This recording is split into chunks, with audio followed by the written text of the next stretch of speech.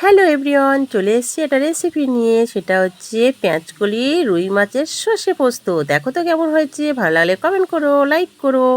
দেখো, প্রথমে তো আমি নুন হলুদ আর মানে তেল দিয়ে ভালো করে মাছটাকে মেখে রেখেছিলাম। তারপরে সর্ষে তেল দিয়ে আমি মাছটাকে সর্ষে তেলে রান্না করব। তাই সর্ষে তেলে বেশ পরিমাণ মতো দিয়ে আমি মাছগুলো ভেজে নিলাম। আর মাছে হচ্ছে আমি দাগা দিয়ে করছি, মাথার লেজাটা বাদ দিয়েছি।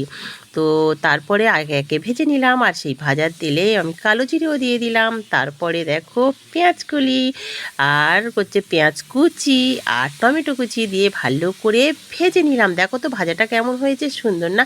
তারপরে ভাজা ভাজা হয়ে হলুদের গুঁড়ো আর লঙ্কার গুঁড়ো দিয়ে দিলাম, আর স্বাদ মতো তোমরা চিনিও দেবে।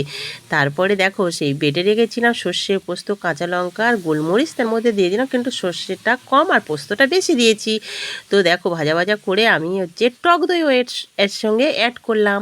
তারপর ভালো করে কষিয়ে নিয়ে তারপরে সামান্য জলও দিলাম। বেশি জল দিতে হবে না, একটা মাখা মাখা হবে। তো সামান্য জল দেওয়ার পরে দেখো গ্রেভিটা ঘন ঘন হয়ে গেলে আমি মাছগুলো ছেড়ে দিচ্ছি, দেখতে পাচ্ছ বন্ধুরা। তারপরে মাছগুলো একটু নরম হয়ে গেলে বা মাছগুলোর মধ্যে মশলাগুলো ঢুকে গেলে আমি তার মধ্যে কাঁচা লঙ্কা আর ধনে পাতা দিয়ে দিচ্ছি। দেখো তো কেমন হয়েছে। এইভাবে তোমরা খেয়ে দেখো, জানি না তোমরা কেমন, আমি তো এইভাবে করি, আর সেটাও তোমাদের সঙ্গে আজ শেয়ার করলাম। ভালো লাগলে লাইক কমেন্ট করো প্লিজ বন্ধুরা, ভালো থেকো।